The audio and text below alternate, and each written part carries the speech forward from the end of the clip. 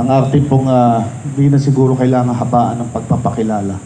Pero nais ko lang, karamihan sa inyo, lalong-lalo na yung ating, yung kababataan ni Yorme, kilala siya bilang Scott. Pero pagpasok sa politika at sa showbiz, kilala siya bilang Isko or Kois. Sa buong Pilipinas, Yorme ang pagkakakilala sa kanya. Pero ako, I had the privilege not only knowing the name, but knowing the character. Ako'y sa taong ito, nakita ko yung paghubog ng panahon at pagtatag ng experiensa sa kanya at ginabayan ng pagmamahal. At kaya ako'y naniniwala na ito po ang tunay na mayroong malasakit at pagmamahal sa lungsod ng Maynila. Palakpakan po natin Yorme Isko Moreno Dumagoso.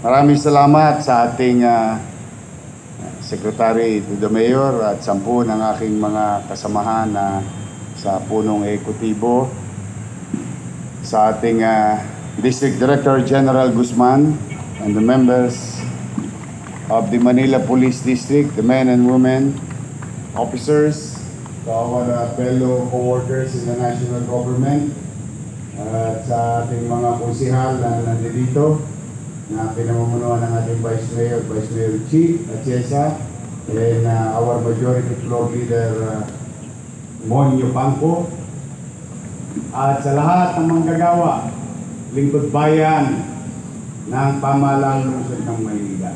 Good morning! Good to see you again.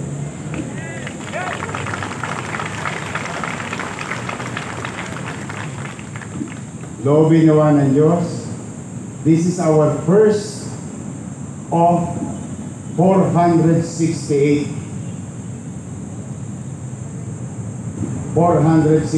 flag ceremony. Marami pa tayong pagsasamahan, but nowadays I think hindi naman kaila sa inyo na medyo very challenging ang city of Manila. Physically and fiscally. We are, I don't want to sugarcoat anything. Let's just focus and accept the problem, because in problem solving, acceptance is the key. It's the first step. Ang tanong, may problema ba? Meron. Ang tanong, may solusyon ba tayong gagawin? Yes. Together, all of us here. May halaga ang bawat isa sa inyo. Saan mang ahensya, bureau, departamento kayo napapabilang. Hindi kayo nailagay dyan nang wala lang. Kayo'y kinilala, kinuha ng pamahalang lungsod upang maging bahagi ng pamahalaan na paglingkuran ang ating mga kababayan. Yang angking galing ninyo, talino, I hope I'm not asking too much. Please do some extra steps. We really need to catch up. Back to zero tayo. But, if there is one good thing about the situation, sanay ako nang wala. So, I know how to start with nothing. And I know how to begin. And I hope samahan ninyo ako muling magsimula na maibigay natin sa ating mga kababayan dito sa lungsod ang malinis, maliwalas at panatag na pamumuhay. Wala ko bang hiling sa inyo, kundi galingan nyo lang. Now, in return, and let this be put it on record, binabalik ko yung dating polisiya ko na sinimulan ko na dati. Kaya lamang binago-bago dahil mas lamang ang malapit sa kusina sa mga nagdaang panahon. Now, to all of you here listening, and please send this to our fellow workers. Mag-apply kayo ng promotion based on merit ang promotion natin muli sa lungsod ng Maynila. Marami sa inyo dyan, alam ko natapakan ang paa ninyo. Minsan nga nagugulat kayo, bigla na lang pumasok sa opisina, yung bagong appointment mas mataas pa kaysa sa iyo. Tama. Opo, alam naman natin yan.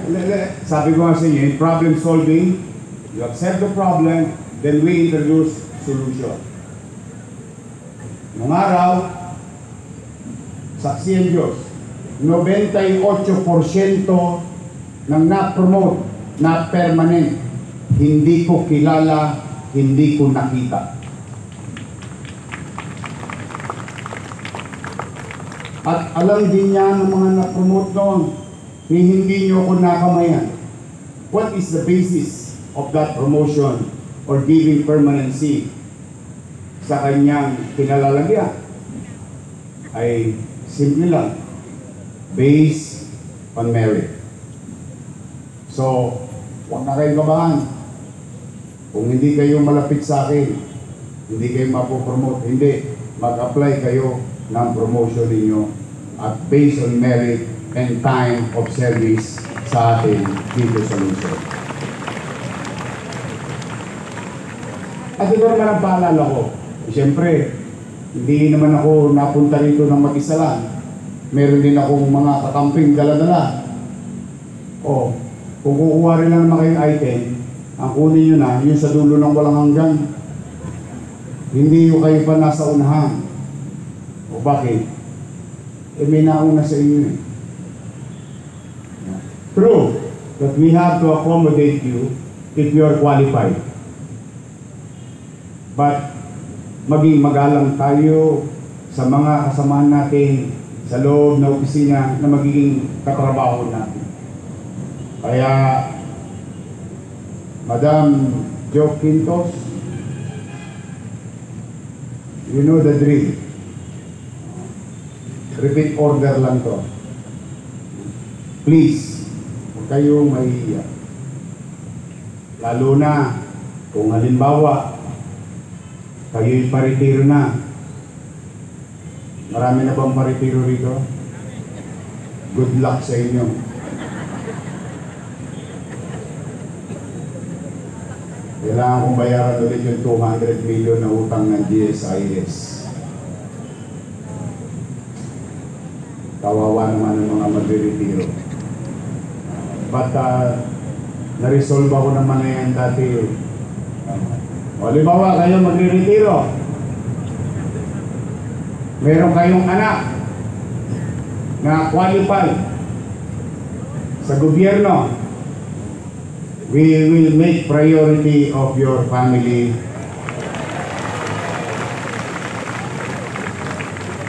Doon man lang malingon kayo ng pamahalang lungsod na pinaglingkuran ninyo for 20 or 30 years. As a matter of gratitude, as long as they are qualified, they can do so. Yun man lang may pamana nyo sa kanila. Sa mga oras at araw at gabi ng pagpupuyat, pagsusobra ng oras ng pagkatrabaho ninyo, sakripisyo niyo sa trabaho sa gobyerno ng Maynila para sa ating mga nasasakupan, doon man lang masuklian kayo ng pamahalaang lungsod ng Maynila. Sa MTPB, nako, magtino kayo.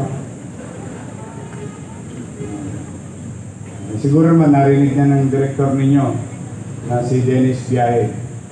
Ang traffic enforcement is traffic assistance. Hindi violation lagi ang hinahanap natin. Anyway, may huli o wala, may sweldo. Ang tanong lang naman, kailan? Opo, buti lang sa umpisa pa lang, malaman nyo na. Sabi, di ba? Ang nagsasabi ng tapat, nagsasama ng? Hindi ko alam kung aabot ang sweldo ninyo sa katapusan. Yes. That's how we are ruined. But don't worry. Katulad ng sinabi ko kay Jazz, sabi ko, Jazz, basta tayo empleyado muna bago kontraktor. Sinusit naman from the beginning. And the good thing about Jazz, pro-employer rin si Jazz. So, lahat ng binpo, pipigay ko, makasweldo lang tayo sa katapusan. Para na tayo ngayon, minimum age earner, hand to mouth, may kita, may chicha. Ganun po ang sitwasyon natin. But don't worry, I don't want to ruin your week. I'm just trying to, state the facts that we are really in a fiscal ICU. To our people in Manila. So ulitin ko ang gusto kong makita, promotion, permanent. At Madam Jo, Cosel Jo, ayaw ko mapopromote, dala ng tagadala lang ng bag ni Ma'am, ni Direktor. And so, let's give merit and credit to those people who deserves to be promoted. Ngayon, sa ating bisita, yung mga bisita tayo rito, may magdo-donate ng 2 motor. Mabasa sana kayo ng ulan, nang dumami pa kayo. Magandang Lunes, umpisa na ng pagbubukas.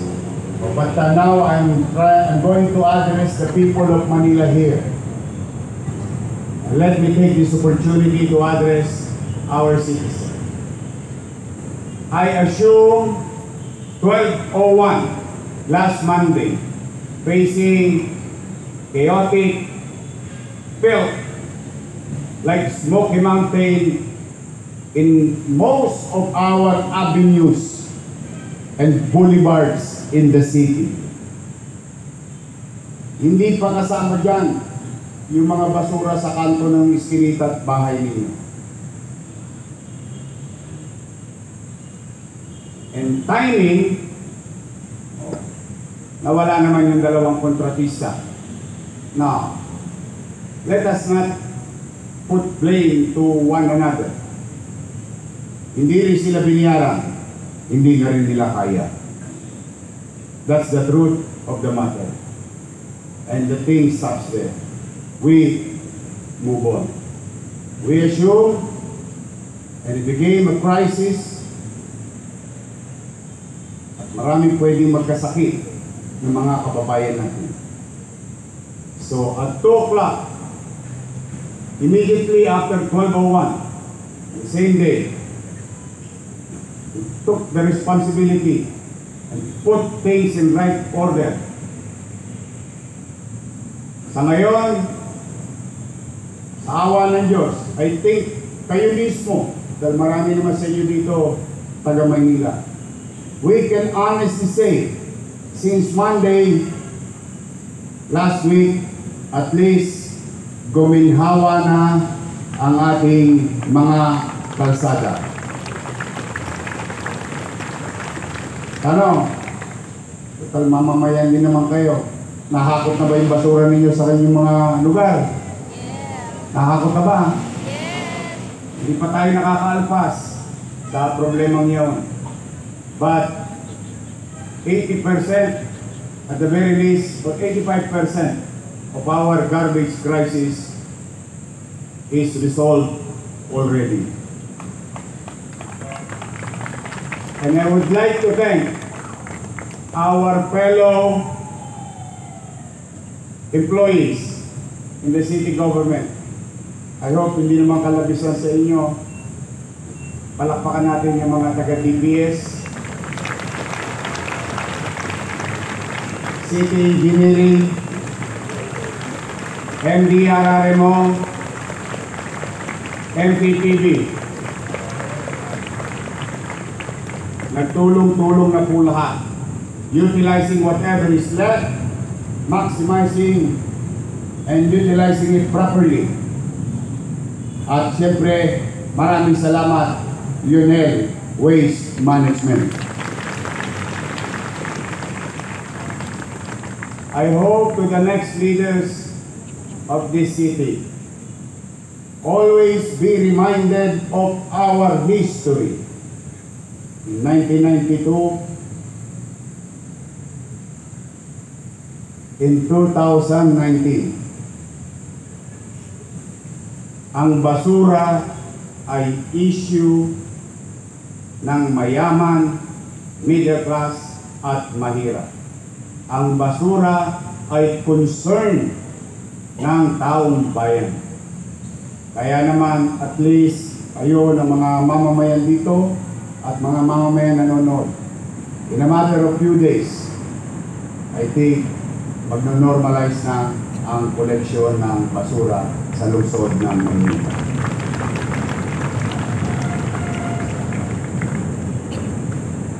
One problem down. Then we go to the next. I went to hospital ng Maynila and visited our doctors and nurses, and only to find out the night before I randomly visited our hospital. I was informed that the night before, ni hiringgilya, ni injection of, in English, syringe, panuso, wala tayo. Karayom. Good thing that our OIC Director Padilla and our OIC, masayang-masaya ako, siya ang OIC ng Manila Health Department. Sa Manila Health Department, wala na mga api sa inyo. Wala na sisigaw-sigaw sa inyo. Hindi na rin kakabahan. Yung ibang individual dyan, nakapag-emergency purchase. So why am I saying this? Tanong, sa hospital lang ba ng Maynila yan? I don't think so. I've been around the city, Chichi and I.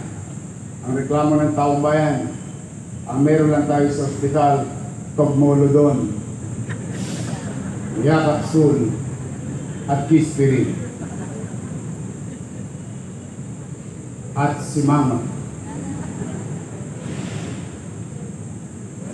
Health centers, wala rin. Dahil lamang sa kagustuhan ng ilang individual.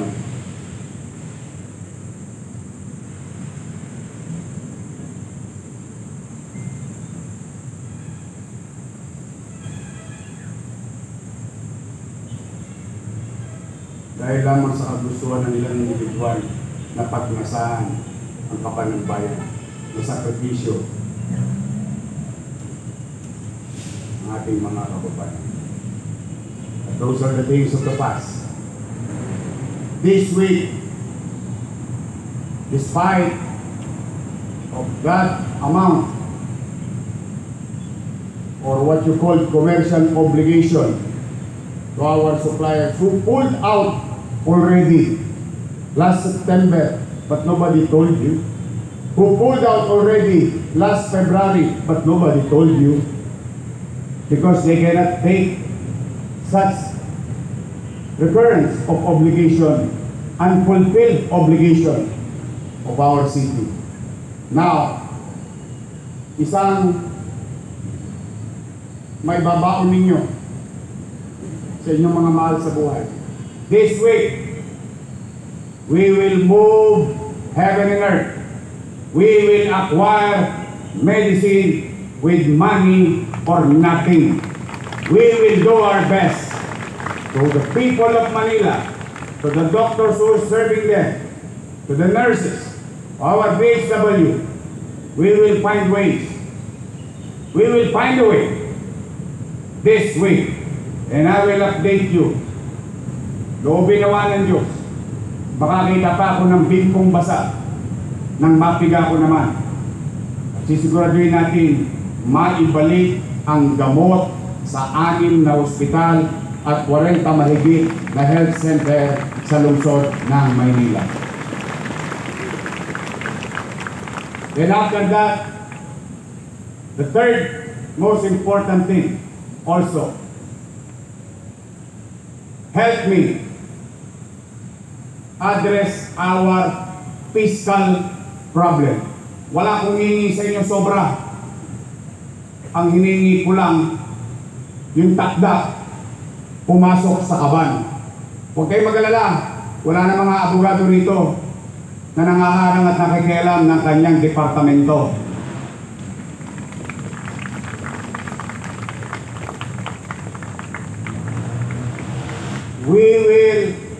You will operate as a department, not being run by 1, 2, or 3 person higher than you.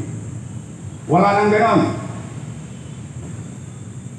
Kaya kailangan ko ng tulong ninyo. Trying to be honest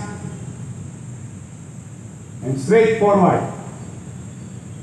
We need to cure, we need to heal the city finances. At wala, again, uulitin ko, wala akong hihinging sobra. Ipasok nyo lang yung piso sa piso. Cuentas claras. Wala na. And we need to do it fast. Kasi kung hindi, malamang sa 30, wala kayong sweldo. Yes, it may sound like a joke, but what if, just what if, walang pumasok? Kasi wala talagang lamang, hindi aabot na ang natitira. Hindi na. Hindi na. So kaya, mga kapwa empleyado, pwede ba makisuyo sa inyo? Tutulungan niyo ba ako? Tutulungan niyo ako? Saan ba dito ang assessment? Tutulungan niyo ako?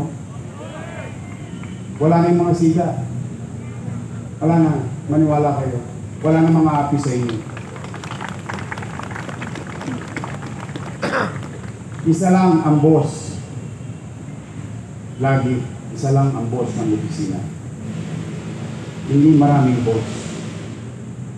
Kaya pag may nakailam sa inyo dyan, halimbawa city administrator, secretary to the mayor, sabihin nyo sa akin, tapos na yung mga panahon ng pang-aabuso ng city administrator o secretary to the mayor sa inyong opisina. Kaya nga, sino dito sa zoning? Wala na rin. Mag-iingat kayo. Pinabantayan ko kayo. Pinangako ko yan sa isang matanda. 50 square meter. Nag-a-apply ng zoning. Hinahataw ng empleyado. Nangutang sa Pag-ibig ng 600,000 yung kanyang anak. Ang hinihingi ng City Hall, 500,000. I'm telling you straight. Ang piniyak. Gusto ko bangon natin ang puri natin. This is your chance. Do it with me. Let's do this not for me, but for the people of Manila. They deserve better things from their government. At mag-iingat kayo. Sanay akong bumibisita hanggang madaling araw. Magkape na kayo. Totoo po. Gusto ko first natin to, nilalatag ko na kagad yung mga gagawin natin sa mga susunod na. Kikilalanin natin na magaling. Ang nangabuso naman, papanagutin ko. Kaya po sa inyo, mga kapwa empleyado, help me. Help me. Even the city council, yung nababalitaan ninyo nung araw, na siksik-lig-lig ang mga kunsihal, no. I will not tolerate that. They know it already. Nakiusap na ako sa kanila.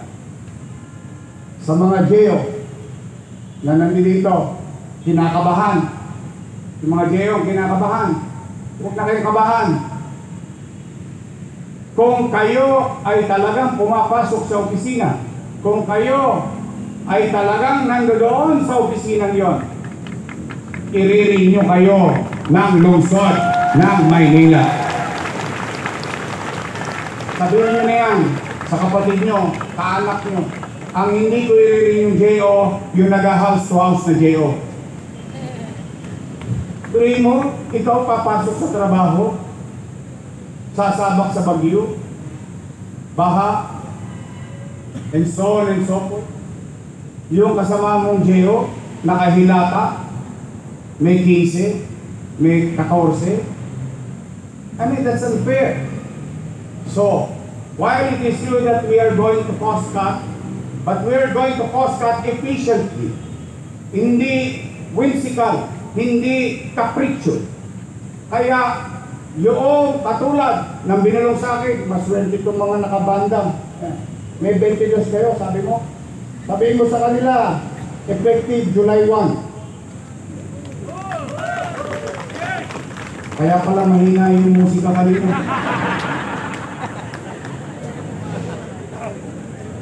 Kulang-kulang na. Akawa naman. Hindi, kumanatag kayo. Walang politika rito. Warm bodies, functioning, being utilized by the city and your offices. You tell them, your department head will know this later on. Pero gusto ko na kayo na, sa bibig ko na mismo ninyong marinig. Papasukin nyo sila, kasama sila ulit sa pamahalaang lungsod ng Maynila. So that we have this kind of peace of mind and certainty. So muli sa inyong lahat, handa na ba kayo? Handa na ba kayo? Ngayon, magbobotohan tayo.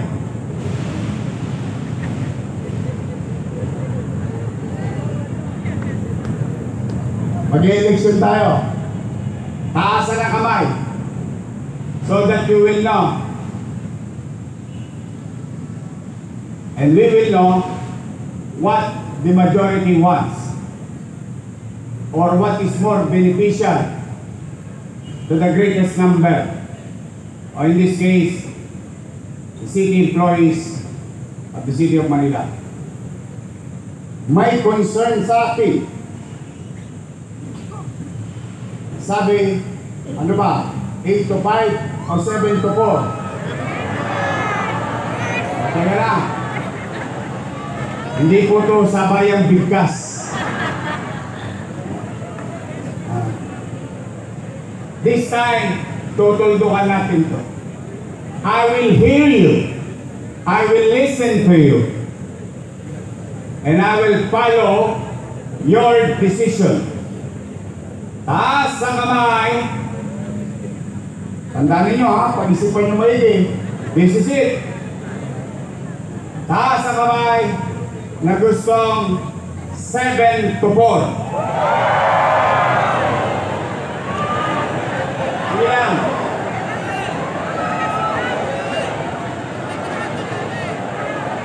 Okay.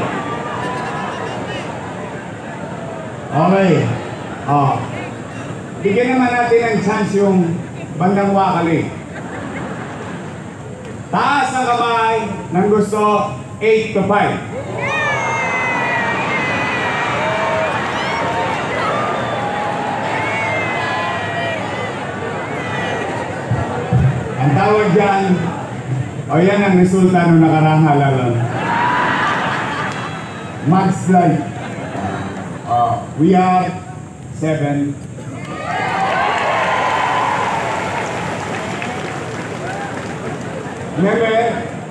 Remember, it is your will, it is your request, it is your voice. Now you have a city government who listens to you. Okay, so 7 to 4. Hoy, mga department at saka bureau, walang 7 to 4 sa akin. Broken hours po kami. Sa totoo lang, siguro nakaka-30 hours pa lang ako na total na tulog since Monday. But that's the least of your problem. So, 7 to 4. We're okay?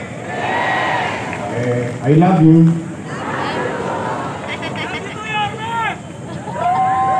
Ulitin ko ha. Huwag kayong mahihiyang magpa-promote kasi wala kayong kakilala. Please. Wag. If you feel that you deserve it and you're due and it is merit, you have a city government who can see these things. Okay? Maliwanag ba? That's it for today. Mag-iingat kayo. Kailangan ko kayo. Then I alone cannot do this on my own. I need each and every one of you. We have to come together. That includes our people. Because together, we can make Manila great again. Magandang araw. Pagpalain nawa kayo ng buong may kapal. Manila! God first. Thank you.